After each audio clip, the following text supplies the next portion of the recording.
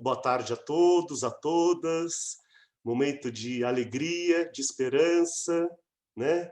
Estava eu aqui torcendo para ter uma notícia, né, da Globo News antes de começar os nossos trabalhos. Então, vamos começar aí a nossa roda de conversa com a notícia de que, ao menos por hora, né, ainda que a gente não saiba o que virá na política americana, mas que por hora temos já a definição, né, de termos aí o Biden como novo presidente. Mais do que isso, a alegria, né, da gente voltar a ter esperanças, né, no freio aí do fascismo, né, da lógica do né, da não circulação da palavra, quer dizer, coisas tão importantes e tão caras para nós psicanalistas, né? Então, poder pensar a política, né, a partir da clínica, ou seja, a clínica como aquilo que nos permite, no nosso ato de fala, elaborar algo de nós mesmos, né? Da gente poder ter isso também, pensar, ou, né, celebrar isso internacionalmente, claro que tem reflexos aqui no Brasil, né? E também da gente pensar isso internamente nos nossos trabalhos de hoje, né? Quer dizer, em alguma medida, a gente vai falar também, né, da nossa política aqui no micro, né, no pequenininho, o fórum do ABC Paulista. Então, é uma alegria enorme estar com vocês aqui, num contexto como esse, né, enorme, importante, e daí a gente poder trabalhar juntos um pouquinho hoje à tarde, né? Então, eu queria agradecer aos meus colegas, meus companheiros do Fórum do ABC Paulista, né? Agradecer também a presença de vocês para essa roda de conversa.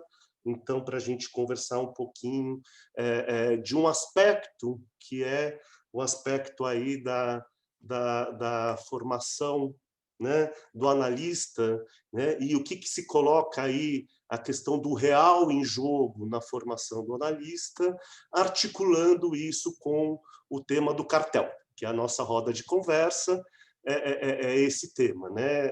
É o cartel e a pertinência dele na formação do analista, aí problematizando, inclusive, essa questão desta particularidade que eu estou querendo destacar para vocês, né? A gente, no Fórum do ABC, a gente tem as nossas reuniões, estamos trabalhando, estamos, neste momento, em 2020, iniciamos em ato as nossas atividades, né, como fórum, publicamente, né? Então, a gente já vinha fazendo reuniões anteriores, né? Claro que tem aí todo um histórico importante que a Brenda ali sustenta, e vários colegas aqui com relação ao seminário, né, da EPFCL, mas neste momento novo de pensar uma instituição analítica, né, a gente começa isso aqui em 2020 e sempre de um jeito também muito democrático. Vou voltar nesse ponto também ainda hoje para falar um pouquinho da nossa política aqui no Fórum do Grande ABC Paulista. Então, é isso, né? Quer dizer, e aí eu queria comentar com vocês que, quando a gente pensou essa atividade na nossa reunião, no primeiro momento, a gente tinha tomado uma decisão de eu fazer um comentário breve de 5 minutos, 10 minutos, sobre o que seria o dispositivo do cartel e abrir para conversar. Mas, né, eu tomei uma decisão de estender o meu comentário por mais uns 15, 20 minutos, porque eu achei importante também problematizar essa questão aí de pensar, né, como incluir o real na formação do analista, e aí sim fazer essa articulação com o dispositivo do cartel. E aí eu pedi autorização para os colegas no WhatsApp e as manifestações foram positivas, então eu me autorizei a mudar um pouquinho, né? Não muito, mas um pouquinho,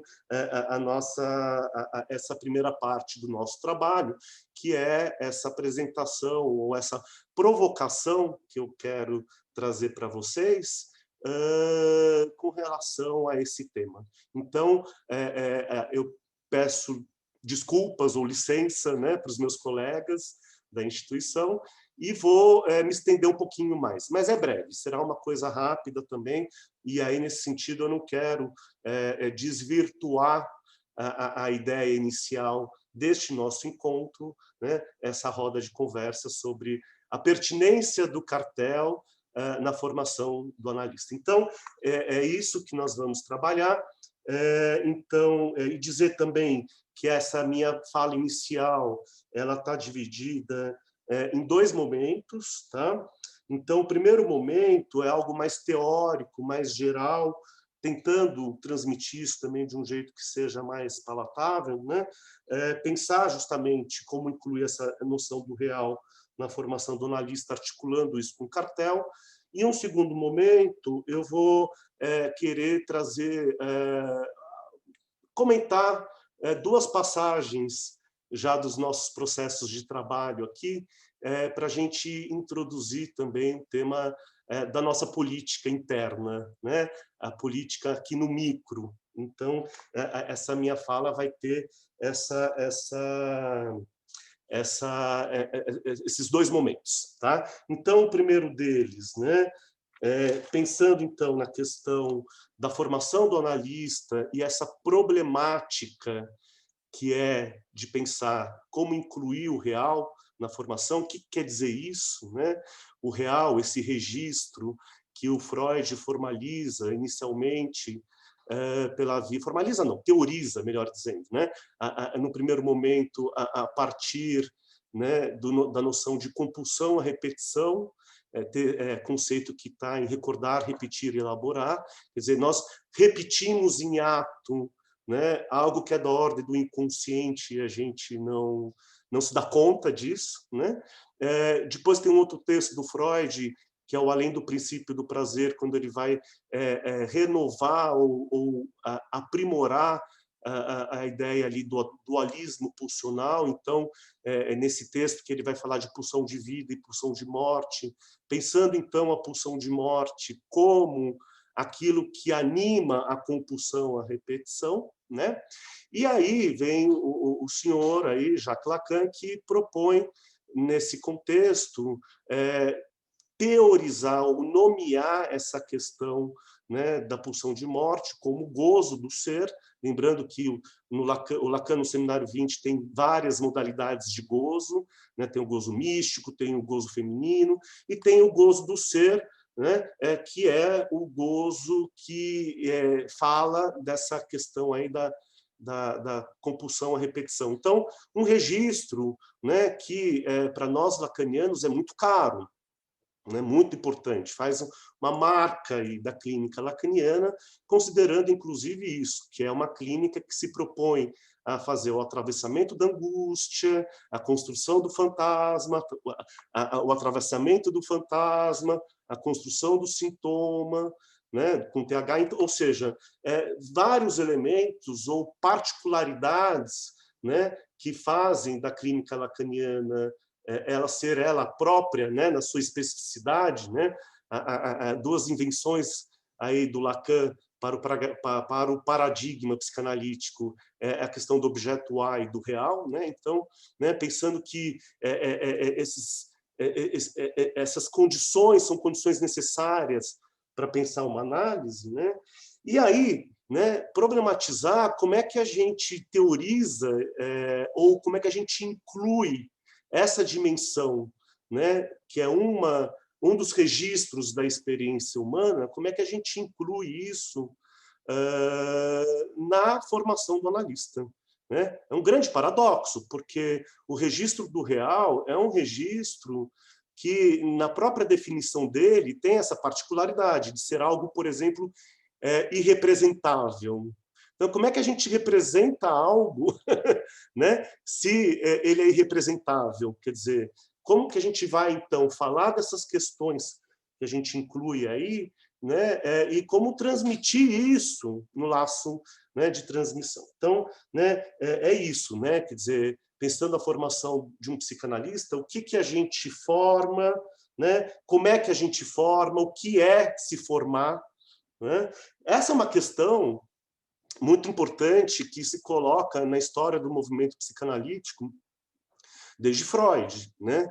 Vamos lembrar que tem aquele texto, podem os leigos exercer psicanálise, né? Eu não lembro como está em português, eu leio Freud em espanhol, da Morrorto, né? Mas, enfim, é um texto que teoriza um impasse que se deu na Sociedade Psicanalítica de Viena, porque tem um cara, né? Tinha um cara que era o Theodor Reik, alguém que tinha uma formação que não era nem de médico e nem de psicólogo. Bom, na época só podia ser de médico, né? Psicólogo nem existia, né? Então, assim, como que... E aí ele foi acusado de charlatanismo, porque ele, o Theodor Reik, não era formado em medicina, né? E isso abriu todo um debate, né, na história da IPA e na discussão aí do movimento psicanalítico, por conta dessa questão, quer dizer, precisaríamos, então, ter, né, a formação, a graduação em medicina para exercer a psicanálise? Essa era a pergunta, né? E aí o Freud se posiciona diante desse debate. O Theodor Reik era um discípulo do Freud, alguém que era caro ao Freud. Se eu não me engano, eu acho que ele era formado em filosofia, o que cá entre nós é uma formação muito mais interessante para exercer a psicanálise do que a medicina, inclusive, né? Isso é uma opinião minha, mas, né, eu acho mesmo que se a gente tem uma formação em filosofia, coisa que eu não tenho, né, acho que seria muito útil, né? Mas, enfim, o contexto da época, né, teve esse debate, e aí o Freud ele se posiciona, né, justamente formulando essas questões, né? O que está em jogo na formação de um psicanalista? Que ofício é esse, né? E como que é lidar com esse paradoxo, uma vez que na nossa clínica a gente maneja com o registro do real e, ao mesmo tempo, um conceito que tem consigo, né, essa particularidade de ser algo aí que é irrepresentável, que escapa, né? Então tem essas questões todas, né? Ainda nesses posicionamentos, nesse debate, uma outra passagem do Freud é aquele texto, Análise Finita e Análise Infinita, é um texto de 37, quando Freud, né, faz uma...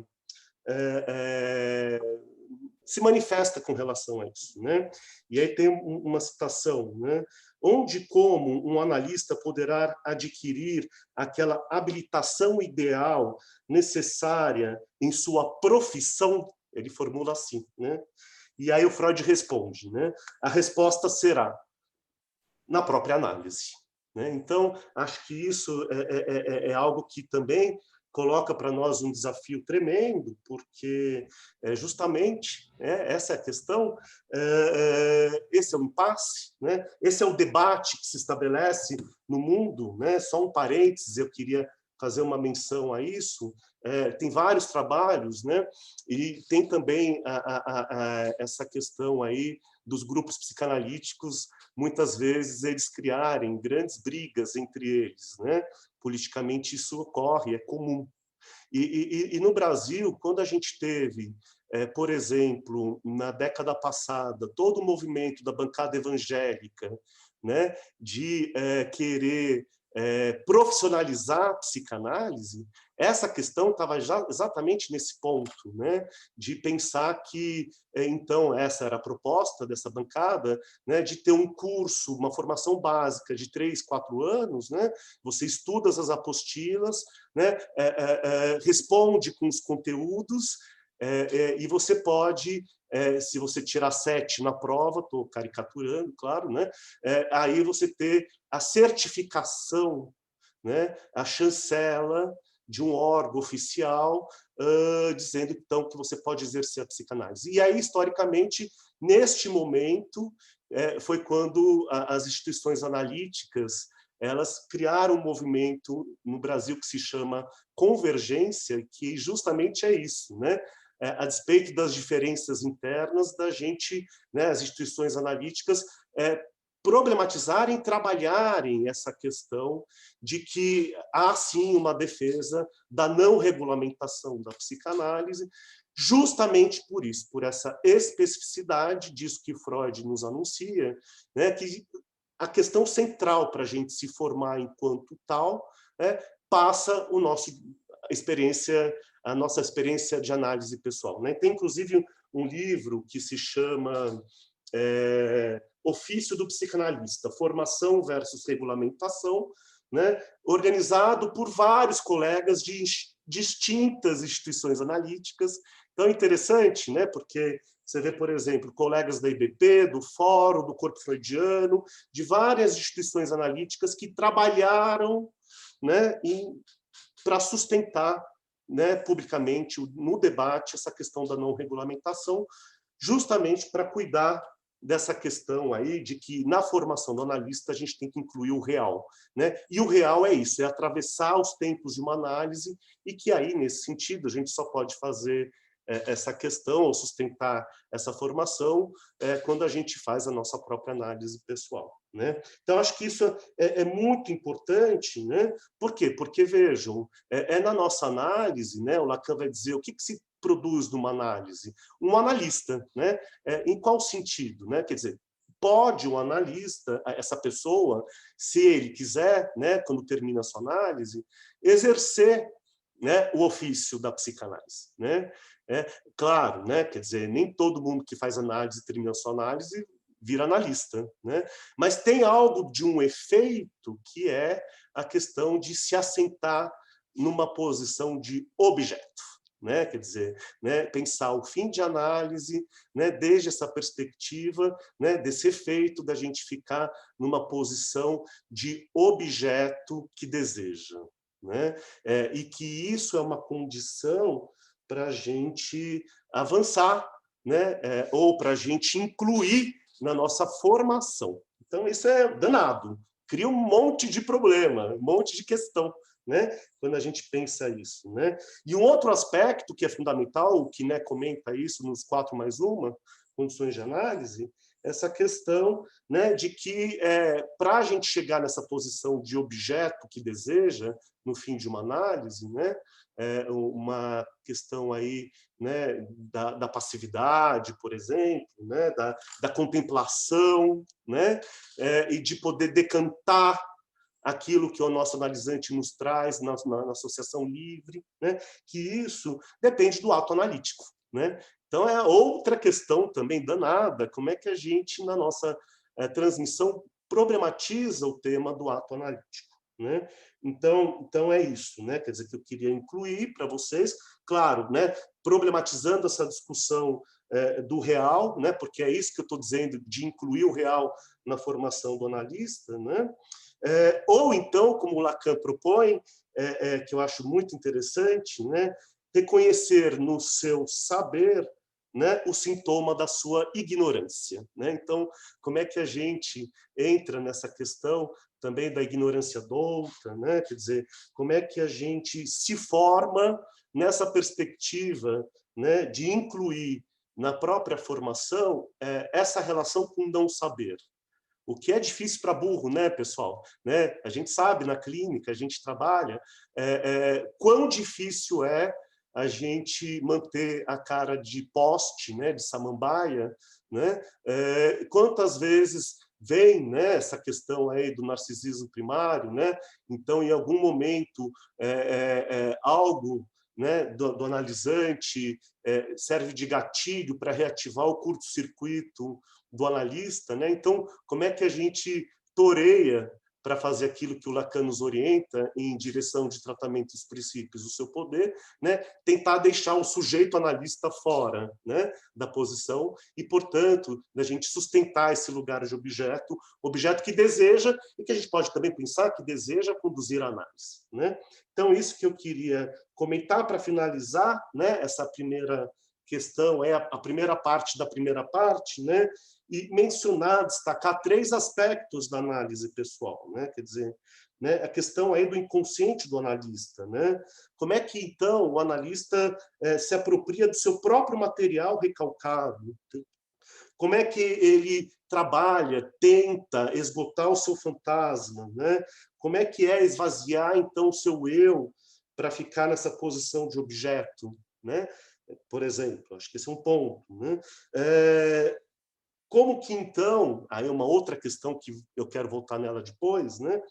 Pensar que é assim, esse é o único modo, né, da gente entender a teoria psicanalítica, né? É a gente sentindo na própria pele, né? E aí é uma questão também importantíssima, é isso que eu coloco para vocês, né?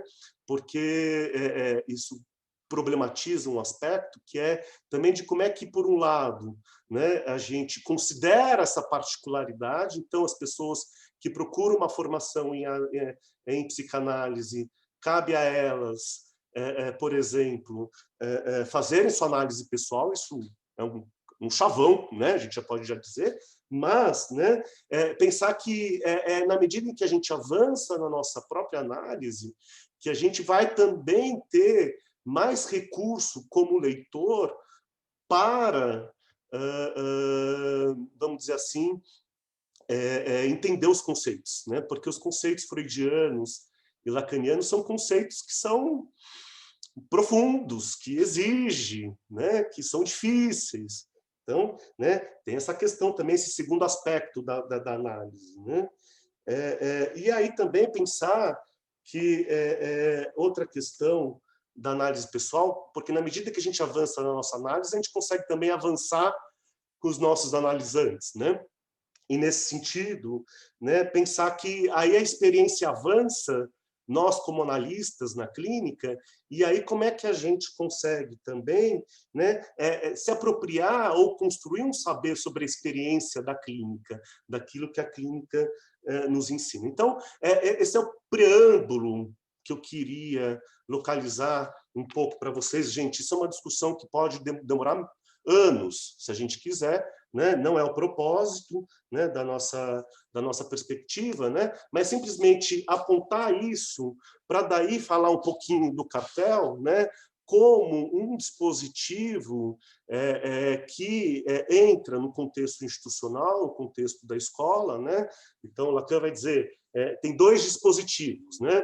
O cartel e o passe. Aliás, né, um pequeno momento propaganda, a gente vai ter a Andréa Milagres no nosso seminário, né?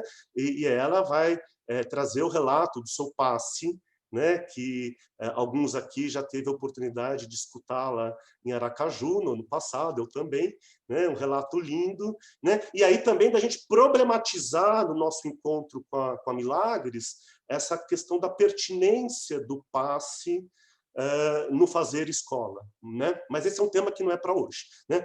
Para nós aqui o tema, vamos dizer assim, do cartel, né? E pensar o dispositivo do cartel nessa lógica, nisso que eu estava falando para vocês, né? Na inclusão desses paradoxos que eu estava por hora mencionando, né? Então, isso eu queria dizer, né? Não sei se todo mundo já fez cartel, acho que não, então acho que é uma coisa que é legal poder falar um pouquinho do dispositivo, e aí depois eu articulo com essa questão do incluir o real, né, pela via do cartel, e também de pensar a pertinência do cartel, né, considerando a educação como um dos impossíveis freudianos, então eu quero fazer essa articulação também, mas por hora dizer rapidamente como é que é essa história do cartel, né? Então Lacan vai dizer assim, junta-se 3 a 5, né? A média é 4, então 4 pessoas elas estão interessadas por um determinado tema, né? E pode ser o tema que for, né? Já vi cartéis com temas raros, né? Enfim, né? Não tem uma legislação para isso, né? Então, tem interesse pelo tema, tem transferência, por exemplo, com algum seminário, com algum texto. Então, essas pessoas orientadas pelos seus próprios desejos de querer estudar um pouco mais, né? Olha só o que eu vou dizer, de querer interrogar os impasses da clínica e aí também interrogar a sua própria ignorância, olha aí que interessante, né? Dá para dizer isso. E aí, então, as pessoas conseguirem, com isso, criar um dispositivo de encontro, de trabalho entre os colegas, né? Para estudar, por exemplo, um texto do Lacan. Né? Então, a ideia é essa, né? Esses 4 se reúnem, né? Todos os 4, pode ser 3, 5, mas normalmente é 4, né? Eles acabam criando um primeiro encontro para problematizar se tem realmente um interesse singular de cada um com, por exemplo, sei lá, o seminário 7 da ética, né? E aí essas pessoas se reúnem e tendem a eleger um mais um. Né? Então, o mais um, nesse caso, é alguém que, segundo Lacan, tem uma função muito específica, né? Que é essa função aí, né? De cuidar, entre aspas, vamos dizer assim, né? Um pouco isso, do enquadre do funcionamento do cartel, sobretudo nessa perspectiva de evocar sempre que possível a transferência que cada cartelizante tem com o próprio texto. Né? Então, isso é muito legal, é muito interessante. Né? E também de pensar numa lógica que é assim, uma lógica de que o mais um é alguém que não estaria ali assumindo uma posição de consistência de saber, né? Portanto, não seria aquele que seria, sei lá, entre aspas, o especialista, né, do seminário 7 da ética da psicanálise. Ou seja, né, não necessariamente o mais um, né, precisa ser um expert no assunto. Né? Não é, né? Pode ser que tenha, né, na eleição, né, entre os cartelizantes, pensar nessa transferência, mas não é uma questão central. Por quê? Porque o que interessa na lógica do cartel é como que cada cartelizante vai sustentar sua respectiva transferência com o texto, né? Também formalizar aí nesse sentido, né? Uma pergunta de pesquisa pessoal que orienta a sua maneira, né, de se relacionar com esse texto. Né? Então, por exemplo, um momento da minha vida, eu precisei trabalhar o seminário 23, o sintoma, né, na psicose, porque tem as minhas pesquisas com o AT. Né? Então, a minha questão era essa, né? E aí eu focava o meu encontro de trabalho lendo esse tema, pesquisando isso. Né? E cada cartelizante, com o seu eixo de pesquisa, com a sua pergunta, né? O que produz também algo muito legal no dispositivo de trabalho, porque, inclusive, um cartelizante, um colega, pode dar piteco, né, na pesquisa do outro colega. Fala assim, olha, eu lembrei desse texto, você que está pesquisando, né, a questão, né, de Antígona, né? Olha, tem um comentador que leu isso, que, enfim, né? Então tem essa possibilidade de um encontro, né, que possibilita uma perspectiva aí, né, do cartelizante dele fazer o seu próprio esforço de teorização e de investigação. Né? E aí, nesse sentido, acho que isso é muito importante, porque vai ao encontro, né, dessa ideia aí do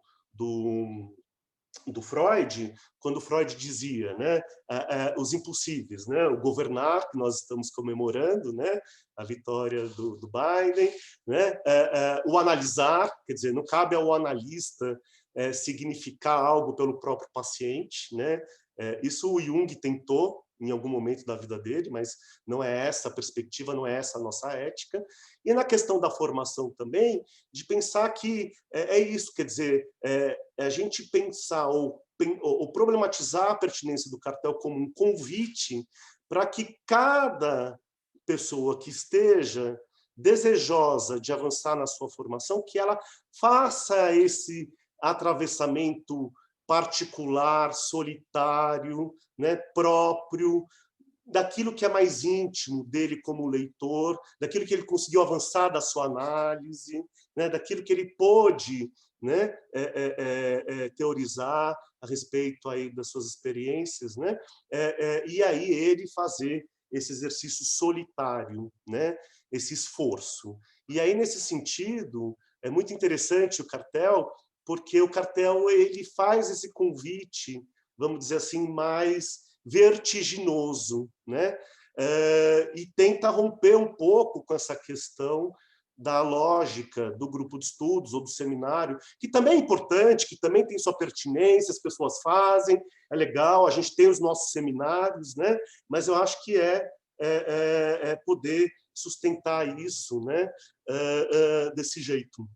E aí é muito legal, porque convoca também o cartelizante nessa posição a ele tentar agarrar esse touro à unha, né? Quer dizer, atravessar os conceitos lacanianos, que são áridos, né? Freudianos também, né? E, ao mesmo tempo, ele fazer esse esforço tentando prescindir um pouco do outro como ponto de apoio, né? Para a construção, né, da sua leitura particular ali dos conceitos. Então, né, essa ideia do cartel, né, ele funciona assim, né? E o cartel tem essa coisa também do tempo, que é um tempo determinado, né? Então, assim, ele tem prazo para começar, se declara o cartel na instituição analítica, né? E ele também tem prazo para acabar, porque, inclusive, tem isso que o Lacan vai dizer, dessa lógica, né, do grupo que se reúne, mas que também se dissolve, né? E aí, nessa perspectiva também da tentativa de não cristalizar, né, certas posições identificatórias, sobretudo, algo que acho que é bem importante, né, na questão aí, né, que a gente nota no lacanismo, né, certos colegas que assumem um estilo aí de mestre, né, e que acabam muitas vezes, inclusive, papagueando conceitos lacanianos, e às vezes eu fico com dúvida se o cara está entendendo ou não, né? E assumindo uma consistência de saber, coisa que é uma posição que eu gosto sempre de criticar. Bom, então, essa é a primeira fala, né? O primeiro momento da minha fala, que é o grosso da história, e eu queria só comentar, para a gente abrir a nossa roda de conversa, porque a intenção é essa, né? Da gente se reunir e prosear juntos aqui, então, mas 3 minutinhos e aí eu termino, né, essa intervenção. Então, assim, queria colocar para vocês aqui, e também para os colegas, né, por minha conta e risco, né, da gente problematizar uma discussão a respeito da nossa política, né, da nossa política interna, né, da nossa política, do que nós estamos tentando construir esse grupo de colegas, né, um grupo que num primeiro ato se constituiu aí, né, em 17 pessoas que estão tentando aí fazer esse trabalho, e estamos trabalhando um monte, é uma loucura, como a gente faz reunião, como a gente discute, como a gente briga, e como a gente também, por outro lado, né, cuida da política do nenhum a menos, né, da gente poder pensar que uma instituição tem sim os seus impasses, mas tem também uma construção, né, muito rica, e o interesse, inclusive, da nossa política, né, da gente cuidar de um aspecto do nosso funcionamento, porque é quem sabe, né, ou um ideal, ou uma direção, uma bússola, né, da gente, na nossa história institucional, ter a nossa política do nenhum a menos, né? O que eu quero dizer com isso? Né? Que se a gente está funcionando bem, a despeito das diferenças, né, a gente consegue manter o desejo de cada um enlaçado nessa construção institucional, né? Então, é muito legal pensar uma instituição que possa ter esse primeiro aspecto da política, né? Então, a política interna do nenhum a menos, né? Acho que esse é um primeiro ponto. E um ponto de debate que a gente está colocando também em discussão é essa questão da transmissão, né? O que a gente transmite quando a gente transmite? Quais são os efeitos, né, de uma transmissão, né? O que causa no colega, né? Quer dizer, quem é, por exemplo, a gente que está, né, com muita calma construindo né, uma instituição, né, no micropolítico, no grande ABC paulista, né, como é que a gente vai avançar na nossa política, né? E aí a gente não tem pressa para isso, e eu acho muito bom a gente não ter pressa para isso. Então, assim, a gente pensar, por exemplo, quem é o nosso interlocutor, né? Quem que procura uma instituição analítica, né? Para quem que a gente fala? Será que na nossa transmissão a gente consegue transmitir nela, ter um efeito, né, do nosso colega querer estudar mais, né? Tá aqui com a gente estudando mais, né? Ou, né, será que o cara vai pensar, ah, não, eles estão muito avançados, então eu vou me formar antes, né? Porque daí depois que eu estiver preparado, né, eu vou, aí eu estou à altura desta instituição analítica, né? Quer dizer, então eu acho que isso é uma coisa que a gente precisa também cuidar, né? Então, nesse sentido, eu me lembro que tinha acho que foi na transmissão da Brenda, quando tinha um aluno do Léo, né, que fez um monte de contribuição importante, quer dizer, um cara que chega terminando faculdade de psicologia, né, e ele estabelece, né, uma interlocução para problematizar as questões aí, acho que da cidade, eu não me lembro, acho que foi algo desse sentido, né? Então, que interessante, né? Uma transmissão entre aspas, né, esburacada, castrada, que permite esse efeito do colega, né, dele poder participar, né, se arriscar a fazer uma pergunta, né, a elaborar algo por sua conta, a contribuir com isso, né, com a sua própria elaboração no laço de trabalho, né? Então, acho que isso é um ponto importante, né? Teve também um outro caso que eu fiquei lembrando, e eu vou comentar, não sei se eu devo, se os meus colegas vão me linchar por isso, mas eu quero recuperar uma situação que a gente viveu também entre nós, quando a gente ia fazer a nossa inauguração presencial, né, no mês de março, que a gente já tinha preparado tudo, já tinha comprado os vinhos, né, os sucos, né? Então a gente estava bombando na coisa, né? E aí veio o coronavírus, né? E aí teve uma situação muito curiosa entre nós, no nosso funcionamento, na nossa política, e eu vou expor isso publicamente, né? Porque ninguém queria, né, cancelar a nossa inauguração, né? Então, assim, a Brenda estava super frustrada, eu também, o próprio Raul Pacheco dizia, né? Não, a gente faz, né? E aí a gente teve um debate intenso no WhatsApp, né? E aí, a princípio, as duas pessoas que estavam contrárias a isso eram o nosso diretor e a nossa vice-diretora. Aliás, uma particularidade, né?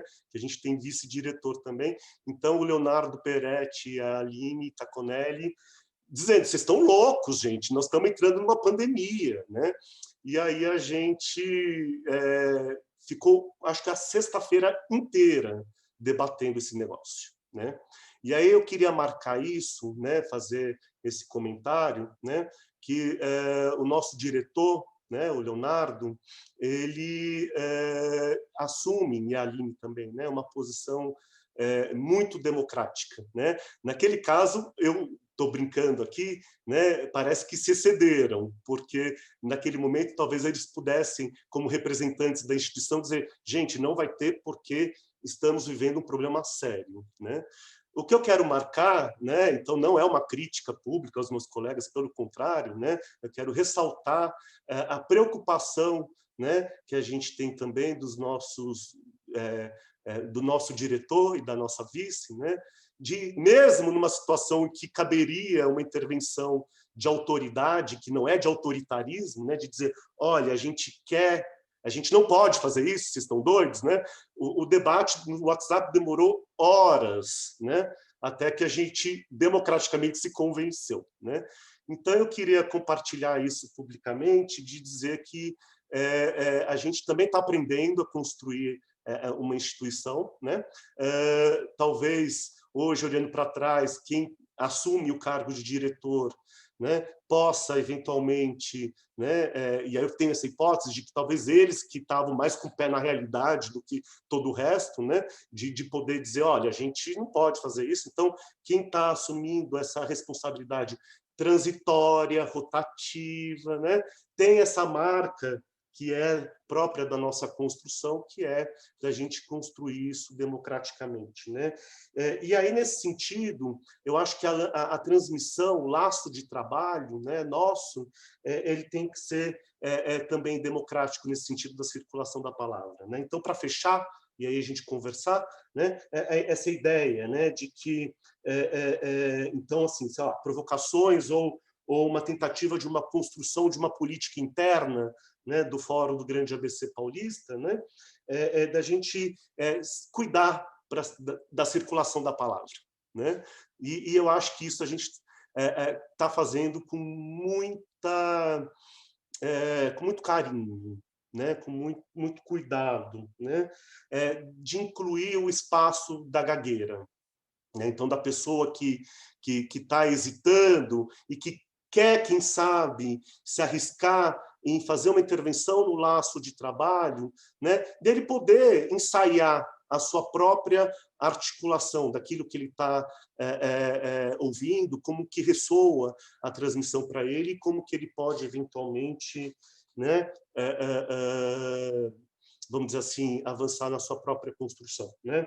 Nesse sentido, claro que não tem garantia nenhuma, né? E acontece, mas a gente pensar também na nossa política interna, né? Nessa questão aí da gente tentar, quando possível, botar freio no discurso do mestre, né? Ou no discurso universitário, né? Porque é isso, cara, né? Na realidade, assim, e aí encerro, acho que a pergunta que fica para a gente fechar, e aí, ou melhor dizendo, né? Para a gente abrir, né? Não é para fechar, é para abrir, né? Então, como é que a gente ajuda, né? Seja o jovem analista ou o analista macaco velho, né? Como é que a gente constrói juntos na nossa política, sustenta um laço que ajude a gente a fazer um bom uso desta teoria, né? Porque é uma teoria que vamos dizer assim, muito doida, né? A gente sozinho pode fazer um uso dela muito delirante, né? Então é interessante ter um pertencimento no laço de trabalho, porque no momento em que eu dou provas do que eu estou entendendo, né, daquilo que está sendo transmitido ou do que eu estou transmitindo, conforme a minha própria clínica, e eu acho que esse também é uma questão que para mim é muito cara, né? Da gente não perder de vista a problematização do real, né, e da clínica, né? Como é que a gente nos baliza ou como é que a gente mantém, né, um bom uso da teoria que possa nos ajudar, nos orientar no nosso ofício, para que a gente possa cuidar melhor dos nossos pacientes, né? Então é isso que eu queria colocar para vocês, né? A gente não tem nenhum formato, né, prévio para isso, então eu acho que agora, eu não sei como é que a gente organiza a circulação de palavra, porque também se todo mundo levantar ou falar ao mesmo tempo, vai dar errado, né? Eu não sei, Aline, você pode ajudar nisso, né? De fazer... A gente tem Sim. na nossa reunião a mãozinha, né, do chat, né? E está aberta a palavra, enfim, era isso que eu queria trazer para vocês, foi que eu fiquei pensando. Então, é isso. Vamos conversar, prosear, então.